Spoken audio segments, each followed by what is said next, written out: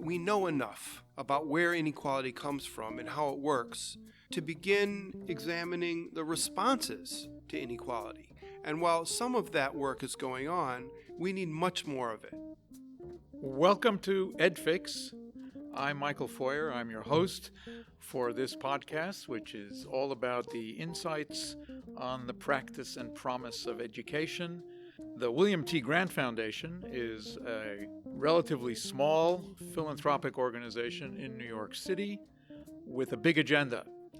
And the president of the William T. Grant Foundation, Adam Gamoran, has been with us here at GW now for about a day. Before joining the foundation in 2013, he was for just about 30 years a member of the faculty at the University of Wisconsin-Madison. And I would say that Adam is among the 5 or 10 most distinguished sociologists of education working in the United States. And it's a great pleasure and honor to welcome you to EdFix. Adam, say a little bit about the foundation, Madison, what took you from one place to the other, and then we're going to get into some of the issues that you're dealing with. Sure. Well, I had a fantastic career at the University of Wisconsin-Madison. I loved it there, and I had opportunities not only to do my own research, but to work with other researchers in my roles there as a department chair and a center director. I enjoyed the opportunity to support other people to get their research carried out. And when the opportunity to lead a foundation came, for me, it was an extension of the kind of work that I had been doing, a chance to nurture a much larger group of researchers and take work in innovative new directions that I think our field needs.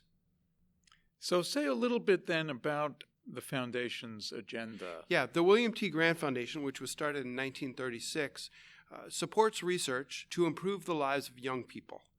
Focusing on young people in the United States, ages 5 to 25. Within that broad mission, we have two primary areas of interest. One is on reducing inequality in youth outcomes. The argument here is inequality in the United States is excessive, and you can see that if you compare the United States to other countries, or if you compare us to our own historical past. Inequality is at a height that has not been seen in the time we've been collecting data on these matters.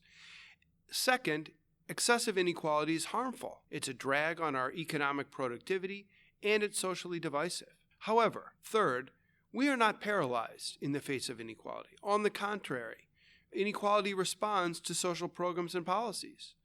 And so fourth, if inequality is excessive inequality is harmful, but inequality responds to policy, then we need research to identify programs, policies, and practices that reduce inequality. So that's the first area of focus. The second area, improving the way evidence from research is used in policy and practice. Now we're in the business of supporting research because we're trying to improve the lives of young people. But if nobody listens to the findings of the research, then it's not going to go very far in helping young people thrive. So what can we do to increase the chances that research gets used? Now, it's not uncommon for research to be cited by policymakers, but usually it's after they've made the decision about what policy to undertake, and they cherry-pick the research to support the decision they've already made. We call that the tactical use of research. What we're interested in instead is the instrumental use of research, where the question is, I have a challenge, I have a problem, I want to implement some policies to respond to that problem. Let's see what the research says.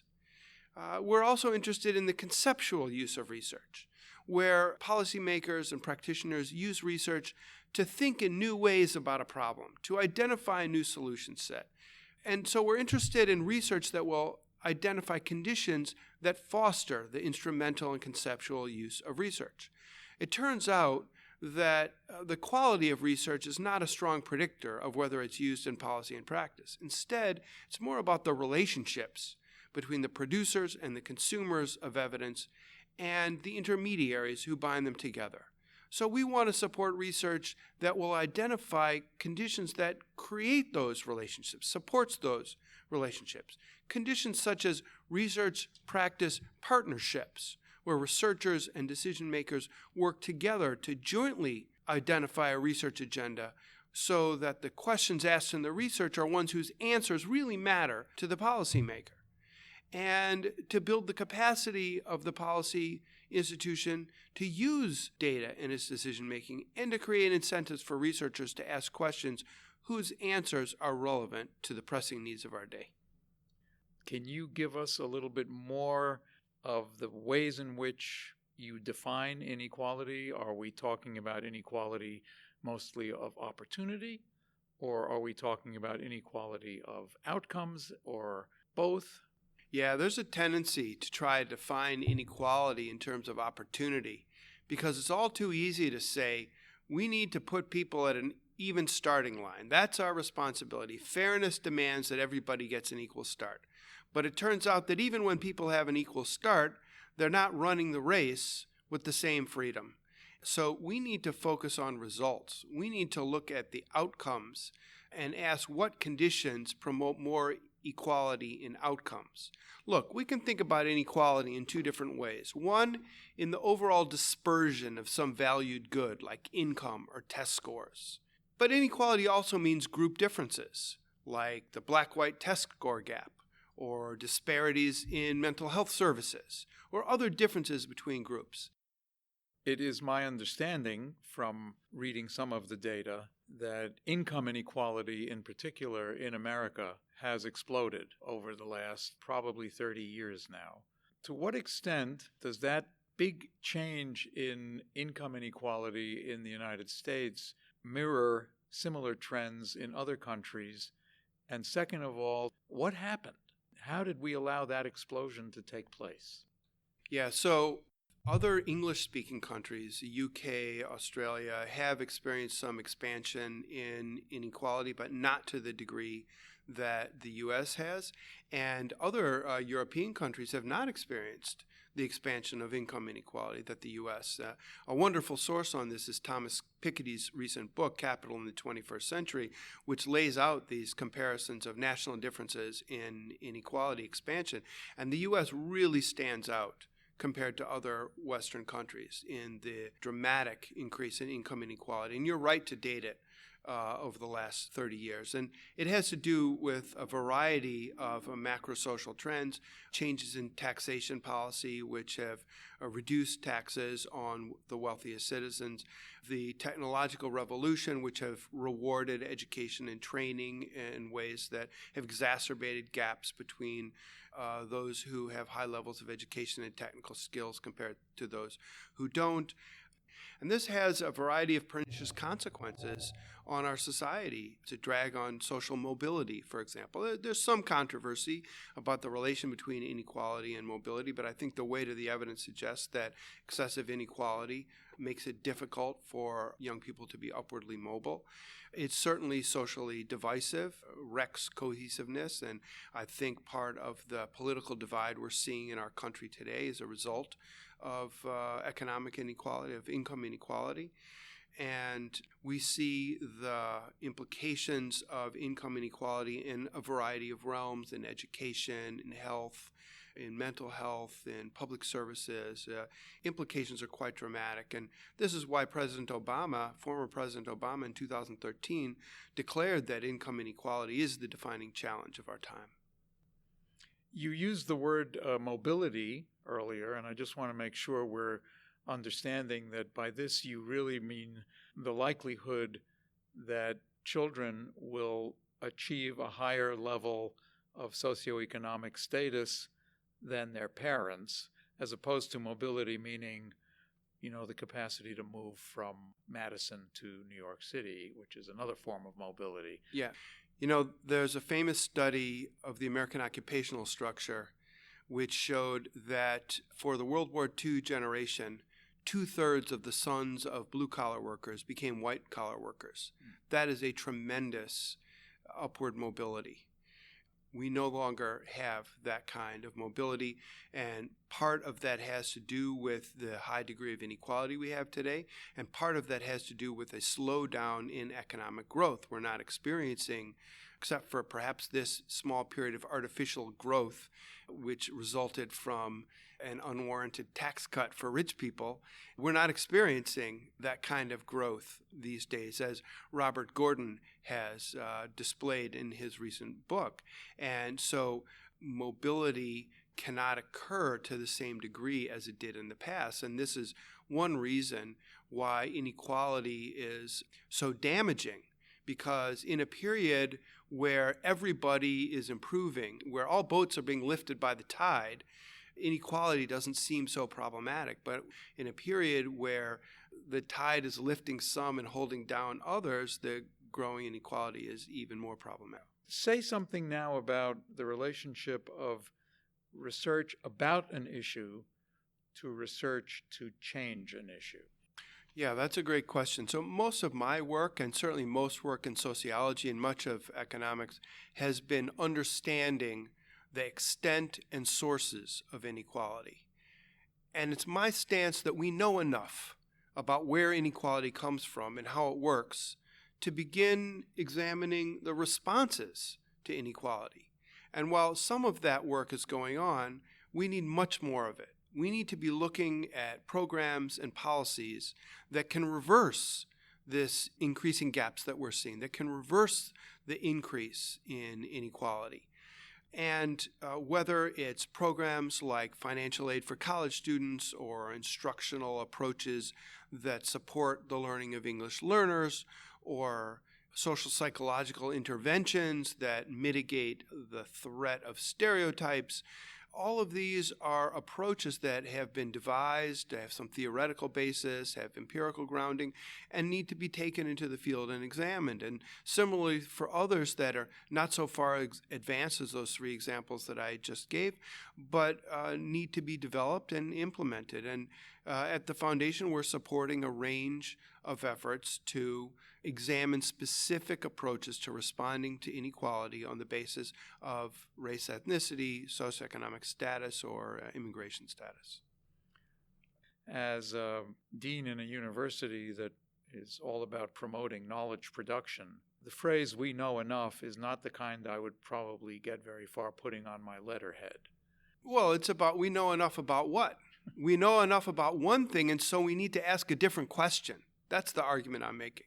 We know enough about where inequality comes from and how much it is and how bad it is to begin a much greater scrutiny of responses to inequality. The typical sociology paper about inequality is about 20 pages long. The first 19 pages are about how much inequality there is, what its sources are, and what its terrible consequences are. And then in the last page, the author says, now if we could just stop doing these bad things, we'd have less inequality. What we're trying to fund is research that leads to 20-page papers on inequality, where the first page is about how much inequality there is, what its sources and consequences are, and the other 19 pages are about what we can do about it and how well those efforts work out. So we need to increase our scrutiny. It's not that we know enough about everything. It's that we need to move from understanding inequality to reducing inequality. We need to move, as sociologist Thomas DePretis put it, we need to move from framing the problems of inequality to examining efforts to reduce inequality. How do you double down in an era when there is so much skepticism, mistrust for scientific evidence? Can you make the case that research really can and should matter, and here's how? There is a movement to support evidence-based policymaking, and that movement has supporters on both the right and the left sides of the political spectrum. Not in the extreme of either side, but certainly, it was Paul Ryan from the right and Patty Murray from the left who sponsored the Commission on Evidence-Based Policymaking, which started its work under the Obama administration and concluded its work under the Trump administration. The House of Representatives have passed a bill to increase the use of evidence and build an infrastructure for use of evidence in government policymaking to take advantage of the data we're already collecting to make smarter policies, and that awaits some action in the Senate. There remains a current of interest in evidence-based policymaking in government, despite the harsh anti-evidence rhetoric. So we're not shut out. However, I do think this is a great time to be taking stock of our expectations and how far we can go with the movement to support evidence-based policymaking. The pipeline between the research findings and some evidence that evidence is being used seems to encounter clogs. Resistance. And resistance. Yeah, I agree. But that, again, it doesn't mean we're paralyzed. It doesn't mean the situation's hopeless. It means we need to develop stronger relationships between researchers and policymakers. We need structures that support those relationships. We need a culture of evidence within our government, and it's not just the federal government. State and local policymakers also need access, they need support, and they need a pipeline where they can develop trusting relationships with honest brokers of evidence that will help them weigh the evidence as part of their deliberations. Not that it will drive deliberation, but that it will be at the table when decisions are made. Do you view part of your mission as a small but influential foundation to shore up our optimism for the continued investment in research? Well, we can't make up for cuts in government funding. Not even the Gates Foundation, which is, the biggest foundation, can make up for, can compete with the government with levels of funding. But what we can do is serve as a catalyst. And so in our portfolio of research on reducing inequality, we're trying not just to support a few studies, but to influence the field to shift its interest from understanding to reducing inequality. And in our support for research on improving the use of evidence, we're trying to build a field of knowledge utilization, to build the science of knowledge utilization, and to bring other funders along with us, including government funders. And we've had allies in the Department of Education, the Department of Justice, and the Department of Health and Human Services who are very interested in building up this field of knowledge of utilization. And so we can serve as a catalyst. As far as serving as a ray of optimism in dark times, I think that's a role we can play as well. Indeed, after the unexpected election results of 2016, we thought about, well, what role can we play in responding to the divisiveness and hostility that's been unleashed following the 2016 election? We decided to create a small program to try to quickly protect populations that were increasingly vulnerable under the Trump administration: gay and lesbian youth, immigrant populations, refugee populations, language minority groups. And we issued a series of rapid response research grants to synthesize existing findings, apply them to a particular context, and enact an action plan, an engagement plan that would take the use of research into the field. So an example here is the Duke University working in collaboration with World Relief Durham and the Durham Public Schools that has developed a professional development program for teachers on integrating Muslim refugee children in the Durham Public Schools. This program has been successful, it's been picked up, and will be sustained in Durham and hopefully spread to other communities. The initiatives to address problems of vulnerable populations you have described as being to some extent in response to political change. This might be a good opportunity for you to distinguish the prerogative of a philanthropy to express itself on certain kinds of norms, social goals, attitudes, and values, while at the same time remaining pretty neutral with respect to political partisanship. A foundation like ours is prohibited from lobbying, so we do not advocate for or recommend or promote particular pieces of legislation. We also don't support political candidates, and we are open to working with any party. And we have certainly engaged in conversations with members of the Trump administration about the evidence findings, and we interact with Republicans and Democrats at both the national level and the state level, and we work with actors in local communities, whatever political party they come from.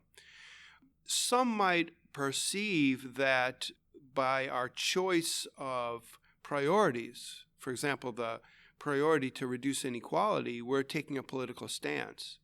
I don't look at it that way. It is an expression of values, but I don't think it's a political stance. Our board of trustees consists of people from various political persuasions. Inequality is an issue for Republicans as well as for Democrats, certainly historically. After all, George W. Bush passed No Child Left Behind, which was intended to support the learning of children from disadvantaged backgrounds. So increasing inequality is not a Republican or a Democratic issue, it's a national issue. So I would like to hear a little bit more about your own, hey, there you go, you're all about youth and opportunity. Say something about your own youth and where this all came from. I come from a family of educators. Both of my grandfathers had PhDs. My maternal grandfather got his PhD at the Sorbonne and was a professor of political economy. My paternal grandfather got his PhD in education at Teachers College of Columbia University, and he became the first education director of the Reform movement, the Jewish Reform movement in the United States, and he brought modern methods of teaching to Jewish education in America. Both of my grandmothers were also educators. My maternal grandmother was a teacher, and my paternal grandmother was a teacher and an author of textbooks for Jewish education. So while my grandfather was transforming the educational system, my grandmother was supplying the textbooks to meet that system. Both of my parents are also educators. My mother was a high school Spanish teacher, leading to a career as a teacher of the homebound. And my father is a rabbi, and the fundamental element of the role of rabbi is to be a teacher. So certainly education was in my bloodstream and turned out to be both my chosen profession as a professor and the topic of my study. My mother's father always said, "When are you going to deal with the big questions?" When I was an early PhD student and then early assistant professor, I was doing research on ability grouping in first grade. And my grandfather thought that was too small a matter. I needed to deal with the big questions. And I tried to explain to them that we can only answer the big questions if we can get the small questions right. So I think I'm finally dealing with the big questions. And certainly reducing inequality in American society, which is what we're really after at the William T. Grant Foundation. That's certainly a big question. I had the opportunity to be a professor at the University of Wisconsin in Madison, and I loved my 30 years at Wisconsin, and certainly nothing chased me away. It was the chance to do something new. And so when the chance to lead a foundation with a great staff, a great reputation, and the chance to define new focus areas for the foundation came up, a strong board of trustees, it was a great opportunity, and I was eager to take it. Also, I lived in Madison, Wisconsin for 30 years. Now I live in New York City, and so that's a lot of fun too. I know that the William T. Grant Foundation is, because of your work on inequality, interested in mechanisms that can actually promote the advancement of a diverse student body and a diverse faculty.